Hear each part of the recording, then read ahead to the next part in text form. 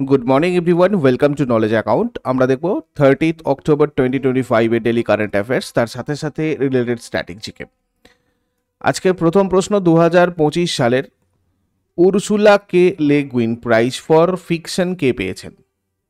এটা পেয়েছেন বাজরা চন্দ্রশেখরা। শ্রীলঙ্কান লেখক বাজরা চন্দ্রশেখর 2025 সালের উরসুলা কে লে গুইন প্রাইজ ফর ফিকশন জিতেছেন। এই পুরস্কার পেয়েছেন তার রেক্সফল নামের উপন্যাসের জন্য, যেটা একটা স্পেকুলেটিভ ফিকশন বা কল্পবিজ্ঞান ধর্মীয় সাহিত্য।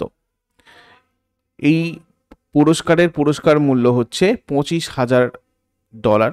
এটা দেওয়া হয় এমন লেখককে যাদের কল্পনা শক্তি আর লেখার মাধ্যমে সমাজের ক্ষমতা, স্বাধীনতা, সমতা এবং মানবতার অবস্থান নিয়ে গভীর চিন্তাভাবনা প্রকাশ পায়। উরসুলা কে লে গুইন প্রাইজ ফর ফিকশন আন্তর্জাতিক সাহিত্য পুরস্কার, যেটা 2022 সালে প্রতিষ্ঠিত হয়েছিল বিখ্যাত আমেরিকান লেখিকা উরসুলা কে লে গুইনের স্মৃতিতে। এই পুরস্কারের অর্থমূল্য $25,000। প্রতি বছর এমন একটা বইকে এটা দেওয়া হয় যেটা আশা, অহিংসা, সমতা এবং পৃথিবীর সার্বিক মঙ্গলবোধ তুলে ধরে। পরের প্রশ্নে যাবার আগে সবাইকে বলে দিই, তোমরা নলেজ অ্যাকাউন্ট অফিসিয়াল অ্যাপের টেস্ট সিরিজ অপশনে গেলে বিভিন্ন প্রিভিয়াস ইয়ার মক টেস্ট এবং টেস্ট সিরিজ পাবে, যেখানে তোমাদের WBPKP প্রিভিয়াস ইয়ার কোয়েশ্চেন্স রয়েছে with explanations and solutions. RRB এনটিপিসির সমস্ত গ্র্যাজুয়েট এক্সামের 47টা শিফটের জিকে সাবজেক্ট ওয়াইজ রয়েছে ওখানে। এছাড়া আরআরবি এনটিপিসির টেস্ট সিরিজ, আরআরবি গ্রুপ ডির প্রিভিয়াস ইয়ার কোয়েশ্চেন, আরআরবি এনটিপিসির প্রিভিয়াস ইয়ার তোমাদের এর আগের বছরেরগুলো, জিকে ব্যাংক যেখানে সাবজেক্ট ওয়াইজ তোমাদের 2000 MCQ উইথ এক্সপ্লানেশনস রয়েছে, স্ট্যাটিক জিকে রয়েছে 1250টা বাছাই করা। এগুলো প্র্যাকটিস করতে পারবে টেস্ট সিরিজ অপশান থেকে। এছাড়া নলেজ অ্যাকাউন্ট অফিসিয়াল অ্যাপের ইবুক সেকশন থেকে তোমরা এই ডেলি কারেন্ট অ্যাফেয়ার্সের মান্থলি পিডিএফগুলো A4 সাইজে এখান থেকে কালেক্ট করতে পারবে। আর কারেন্ট অ্যাফেয়ার্সের লাস্ট 6 মাস বা 1 বছরের পুরো পিডিএফ এবং মক টেস্ট তোমরা একসাথে এখানে পাবে। স্ট্যাটিক জিকের পিডিএফ এবং মক টেস্ট তোমরা পাবে কোর্স সেকশন থেকে। WBSSC গ্রুপ সি গ্রুপ ডির ব্যাচ তোমাদের চলছে, ফাউন্ডেশন এবং প্র্যাকটিস ব্যাচ একসাথে, বা শুধু প্র্যাকটিস ব্যাচ। পরিবর্তন ব্যাচ WBPর জন্য, কেপির জন্য ফাউন্ডেশন ব্যাচ এবং তার practice batch. The clerkship main ব্যাচেরও তোমাদের এখানে ক্লাস চলছে, যেখানে অলরেডি কপি চেকিং চলছে, মানে পরীক্ষার খাতা দেখা চলছে। পরীক্ষা নেওয়ার ব্যবস্থা এখানে রয়েছে, ফার্স্ট পরীক্ষা তোমাদের নেওয়া হয়ে গেছে। WBPSI মেন্সেরও তাই, এটাও তোমাদের 24 থেকে অলরেডি ক্লাস স্টার্ট হয়ে গেছে। রেলওয়ে এনটিপিসির জন্য বুলেট এবং রেলওয়ে গ্রুপ ডির জন্য তোমাদের আলাদা ফাউন্ডেশন ব্যাচ, SSC MTS এর প্র্যাকটিস ব্যাচ বা SSCর জন্য foundation batch, GD MTS CHSL এর জন্য। আর আপার প্রাইমারি ডেট তোমাদের স্টার্ট হচ্ছে 5 নভেম্বর থেকে। এছাড়াও আরও অন্যান্য subject specific, exam specific courses available রয়েছে এই কোর্স সেকশানে, এবং প্রত্যেকটা কোর্সে তোমাদের কিন্তু subject wise, chapter wise mock test series এখানে কিন্তু তোমরা ফ্রিতে পাবে। তো এই রিলেটেড আরও কোয়ারিজের জন্য এই নম্বরে তোমরা হোয়াটসঅ্যাপ অথবা কল করে নিও। পরের প্রশ্ন চলে আসবো, কোন শহরটা ভারতের প্রথম পূর্ণাঙ্গ রিয়েল টাইম বন্যা পূর্বাভাস ব্যবস্থা চালু করেছে? RTFF and SDSS। চেন্নাই শহর এখন ভারতের প্রথম শহর যেখানে রিয়েল টাইম ফ্লাড ফোরকাস্টিং আর স্পেশাল ডিসিশন সাপোর্ট সিস্টেম চালু হয়েছে। এর মূল কাজ বৃষ্টির জল, নদী, নালা আর সাগরের জলস্তর দেখে আগেভাগে বুঝে নেওয়া কোথায় বন্যা হতে পারে। এতে ব্যবহার করা হয়েছে automatic rain gauge, weather station, water level recorder, gate sensor. এর ফলে সরকার আগে থেকেই সতর্ক হতে পারবে, মানুষকে নিরাপদ স্থানে পাঠানো যাবে এই ধরনের কোনো আগে থেকে তোমার পূর্বাভাস পেলে, এবং জীবন আর সম্পদের ক্ষতি কমানো যাবে। পুরো প্রকল্পের খরচ প্রায় 107.2 কোটি টাকা হয়েছে।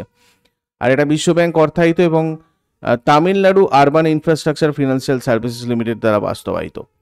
নেক্সট, প্রতিভা সেতু পোর্টালকে উদ্বোধন করেছেন প্রধানমন্ত্রী নরেন্দ্র মোদী। উদ্বোধন করেছেন প্রতিভা সেতু পোর্টাল।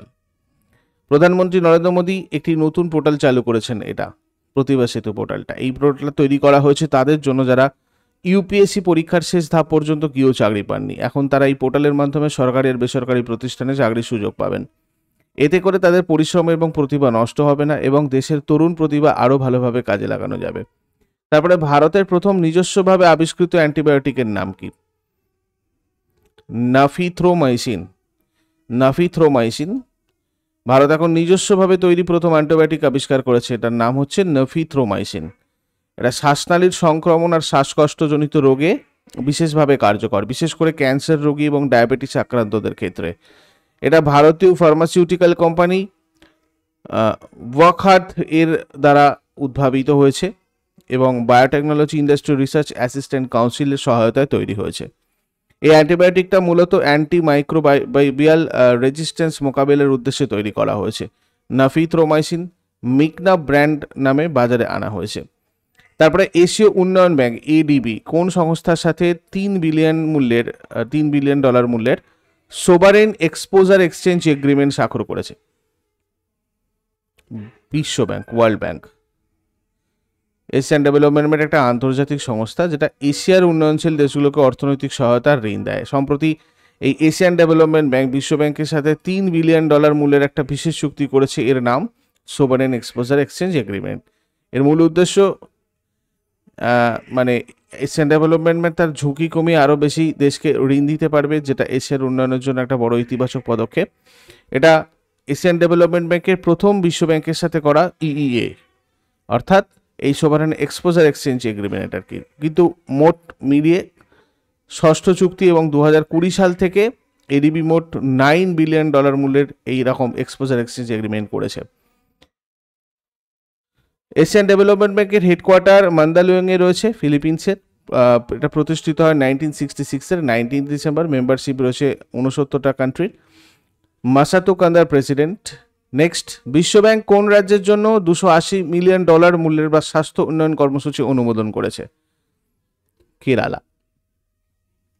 ওয়ার্ল্ড ব্যাংক কেরালা রাজ্যের জন্য $280 মিলিয়ন মানে প্রায় 2330 কোটি টাকার একটা স্বাস্থ্য উন্নয়ন কর্মসূচি অনুমোদন করেছে, যার লক্ষ্য কেরালার বয়স্ক আর দুর্বল জনগোষ্ঠীর মানুষের জীবনমান উন্নত করা এবং তাদের জীবনকাল বৃদ্ধি করা। এই প্রকল্পের মাধ্যমে কেরালার স্বাস্থ্য ব্যবস্থা আরও আধুনিক, প্রযুক্তি নির্ভর আর মানবিক হবে, যাতে প্রত্যেক মানুষ, বিশেষ করে বয়স্ক আর অসুস্থরা, উন্নত সেবা পাবেন। ওয়ার্ল্ড ব্যাংকের প্রেসিডেন্ট অজয় বঙ্গ, প্রতিষ্ঠিত হয়েছিল এটা 1944-এ। এর হেডকোয়ার্টার ওয়াশিংটন ডিসিতে রয়েছে, ইউনাইটেড স্টেটসের। আনসুলা কান্ত রয়েছেন বর্তমান চিফ এক্সিকিউটিভ অফিসার। কে প্রধানমন্ত্রী জনজাতি আদিবাসী ন্যায় মহা অভিযান এর অসামান্য অবদানের জন্য রাষ্ট্রপতির কাছ থেকে পুরস্কার পেয়েছেন? অনিল মালিক। শ্রী অনিল মালিক, যিনি নারী ও শিশু উন্নয়ন মন্ত্রকের সচিব, তিনি প্রধানমন্ত্রী জনজাতি আদিবাসী ন্যায় মহা অভিযানের অসাধারণ অবদান রাখার জন্য ভারতের রাষ্ট্রপতির কাছ থেকে পুরস্কার পেয়েছেন। এই পুরস্কার প্রদান করা হয়েছিল আদি কর্মযোগী অভিযান নামের একটা জাতীয় সম্মেলন, যেটা অনুষ্ঠিত হয় বিজ্ঞান ভবন, নিউ দিল্লির বিজ্ঞান ভবনে। অনুষ্ঠানটা আয়োজন করেছিল জনজাতি বিষয়ক মন্ত্রক, ministry of tribal affairs. PM German প্রকল্পের উদ্দেশ্য হচ্ছে বিশেষভাবে দুর্বল জনজাতি গোষ্ঠী অঞ্চলে অঙ্গনওয়াড়ি কেন্দ্র চালু করা, শিশু ও মায়েদের পুষ্টি স্বাস্থ্যসেবা উন্নতি করা এবং শিক্ষার যত্ন সেবা পৌঁছে দেওয়া। এখনো পর্যন্ত 2000-এর বেশি অঙ্গনওয়াড়ি কেন্দ্র এর আওতায় চালু করা হয়েছে। তারপরে নীলগিরি কোন বিজ্ঞানীকে স্ট্যানফোর্ড বিশ্ববিদ্যালয়ের এল সেভিয়ার পাবলিশার্স পরপর 3 বছর বিশ্বের শীর্ষ বিজ্ঞানীদের তালিকায় স্থান দিয়েছে? ডক্টর অশোক কুমার বীরমুথুকে। ইনি নীলগিরি একজন বিজ্ঞানী, তাকে স্ট্যানফোর্ড বিশ্ববিদ্যালয় এল সেভিয়ার পাবলিশার্স পরপর 3 বছর বিশ্বের সেরা বিজ্ঞানীদের মধ্যে স্থান দিয়েছে। তার গবেষণার মূল লক্ষ্য হচ্ছে বিজ্ঞানের সমাজের কাজে লাগানো, যেমন পরিবেশ রক্ষা, বর্জ্য ব্যবস্থাপনা, মানব স্বাস্থ্যের উন্নতি। ইনি মাইক্রো অ্যালগি তৈরি করেছেন, প্লাস্টিককে পুনর্ব্যবহারযোগ্য উৎপাদনে রূপান্তরের প্রযুক্তি। তার কাজের জন্য তিনি দক্ষিণ কোরিয়া ন্যাশনাল রিসার্চ ফাউন্ডেশন থেকে ব্রেইন পুল ভিজিটিং গ্লোবাল সায়েন্টিস্ট অ্যাওয়ার্ডও পেয়েছিলেন। তারপরে কোন 2 ভারতীয় দাবা গ্র্যান্ডমাস্টার 2025 সালের ইউরোপিয়ান চেস ক্লাব কাপ এ স্বর্ণপদক জিতেছেন? ডি গুকেশ আর দিব্যা দেশমুখ। এই গুকেশ ডোমারাজু মানে গুকেশ ডি বা ডি গুকেশ নামে পরিচিত। ইনি একজন ভারতীয় দাবা গ্র্যান্ডমাস্টার, 18তম বিশ্ব দাবা চ্যাম্পিয়ন। দাবা ইতিহাসে তিনি সর্বকনিষ্ঠ বিশ্ব দাবা চ্যাম্পিয়ন। 2025-এ খেলরত্ন পুরস্কার। আর দিব্যা দেশমুখ 2021 সালে ভারতের 21তম মহিলা দাবা গ্র্যান্ডমাস্টার হন। 2022 সালে মহিলা ভারতীয় দাবা চ্যাম্পিয়নশিপ জেতেন। 2022 সালে দাবা অলিম্পিয়াডে একটা ব্যক্তিগত ব্রোঞ্জ পদকও জিতেছিলেন। নেক্সট, বিশ্বের প্রথম ইয়েন ভিত্তিক স্টেবল কয়েনের নাম কি? তার নাম হচ্ছে JPYC। জাপান 2025 সালে 27 অক্টোবর আনুষ্ঠানিকভাবে এটা স্টার্ট করেছে। বিশ্বের প্রথম ইয়েন ভিত্তিক স্টেবল কয়েন।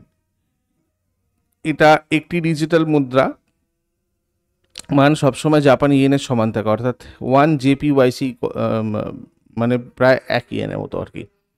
এটা প্রকাশ করেছে টোকিও ভিত্তিক স্টার্ট আপ JPYC ইঙ্ক, এবং এটা সম্পূর্ণভাবে জাপানি ইয়েন ও সরকারি বন্ড দ্বারা সমর্থিত, যাতে এর মান স্থিতিশীল থাকে। চালুর প্রথম পর্যায়ে লেনদেন ফি একেবারে শূন্য রাখা হয়েছে, যাতে মানুষ সহজে ডিজিটাল অর্থ ব্যবস্থার সাথে যুক্ত হতে পারেন। তারপরে প্রয়াত চেন নিং ইয়াং কোন বছর পদার্থবিজ্ঞানে নোবেল পুরস্কার পান? চেন নিং ইয়াং সম্প্রতি প্রয়াত হয়েছেন, যিনি 1957 সালে নোবেল পুরস্কার পেয়েছিলেন পদার্থবিজ্ঞানে।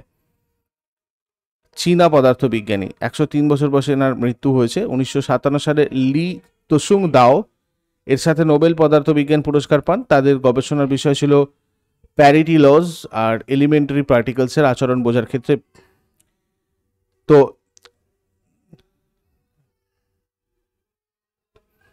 আগের দিনে হোমওয়ার্কগুলো দেখে নেব। ইস্কোর পুরো নাম Indian iron and steel company. ভারতের রুট বলা হয় দুর্গাপুরকে। আর আজকে তোমাদের জন্য প্রশ্ন থাকবে, অন্নদামঙ্গল কাব্য কে রচনা করেন, আর মাইকেল মধুসূদন রচিত প্রথম নাটক কোনটা? শেষকালে কমেন্টে জানাও। এগুলো আজকে তোমাদের জন্য হোমওয়ার্ক। আগের দিনেরগুলো একবার কুইক রিভিশন করে নেবো। যারা যারা লাইভে রয়েছে অ্যান্সার করার চেষ্টা করো। আয়ারল্যান্ডে ভারতের পরবর্তী রাষ্ট্রদূত হিসেবে কাকে নিযুক্ত করা হয়েছে? মনীষ গুপ্ত। বিজ্ঞান, প্রযুক্তি এবং উদ্ভাবনে ব্যতিক্রমী অবদানের জন্য ঘোষিত রাষ্ট্রবিজ্ঞান পুরস্কার 2025-এর অধীনে মরণোত্তর বিজ্ঞান রত্ন পুরস্কারের জন্য কে নির্বাচিত হয়েছেন? অধ্যাপক জয়ন্ত বিষ্ণু নার্লিকার। স্বাস্থ্যকর এবং টেকসই খাদ্যাভ্যাস প্রচারের অবদানের জন্য ডে ময়েন আইওয়াতে ওয়ার্ল্ড ফুড প্রাইজ ফাউন্ডেশন কর্তৃক সম্প্রতি কোন বিখ্যাত ভারতীয় শেফ এবং পদ্মশ্রী পুরস্কার প্রাপ্ত ব্যক্তিকে একজন শীর্ষ কৃষি খাদ্য অগ্রগামী হিসেবে সম্মানিত করেছে? সঞ্জীব কাপুর। কৃষি বিজ্ঞানে অবদানের জন্য 2025 সালে রাষ্ট্রীয় বিজ্ঞান পুরস্কারের বিজ্ঞান টিম পুরস্কার কোন দলকে প্রদান করা হবে? Team Aurora mission. The burning earth and environmental history of the last 500 years বইটা 2025 সালে ব্রিটিশ একাডেমি বুক প্রাইজ জিতে, সেটা কার লেখা? সুনীল অমৃত। কোগনিভেরা আন্তর্জাতিক পোলো কাপ 2024-এ কোন দেশ জিতেছে? ভারত। চীনের চেংডুতে অনুষ্ঠিত ব্যাডমিন্টন এশিয়া আন্ডার-17 এবং আন্ডার-15 চ্যাম্পিয়নশিপ 2025-এ কোন দুই ভারতীয় শাটলার মেয়েদের একক বিভাগে স্বর্ণপদক জিতেছেন? সাইনা মণিমুথু এবং দীক্ষা সুধাকর। নীলগিরি কোন বিজ্ঞানীকে স্ট্যানফোর্ড বিশ্ববিদ্যালয় এবং এলসেভিয়ার পাবলিশার্স পরপর 3 বছর, এই জিনিসটা তোমাদের আজকে একটু রিপিট হয়েছে, তো তোমরা আজকের যে প্রশ্নগুলো আলোচনা করেছি তার সাথে এটা অ্যাডজাস্ট করে নিও। এটা আগের দিনের আজকের প্রশ্নটা কিন্তু সেম ছিল।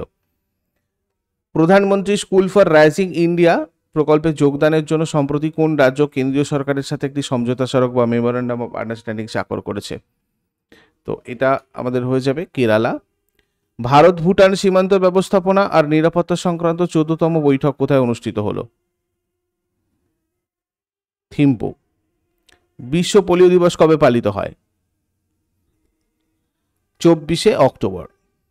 আন্তর্জাতিক দরিদ্র দূরীকরণ দিবস কবে পালিত হয়? 17ই অক্টোবর। বিশ্ব হাত ধোয়া দিবস বা গ্লোবাল হ্যান্ড ওয়াশিং ডে কবে পালন করা হয়? 15th October. এগুলো ছিল আগের দিনের প্রশ্ন। ইউজফুল বলে মনে হলে লাইক করো, শেয়ার করো, কমেন্ট করে ফিডব্যাক জানাও। আর প্রতিদিন সকাল 6টার সময় ডেলি কারেন্ট অ্যাফেয়ার্সের আপডেটের জন্য নলেজ অ্যাকাউন্টকে সাবস্ক্রাইব করে বেল আইকন প্রেস করে অলে ক্লিক করে নাও। Thank you so much. Take care. Have a great day.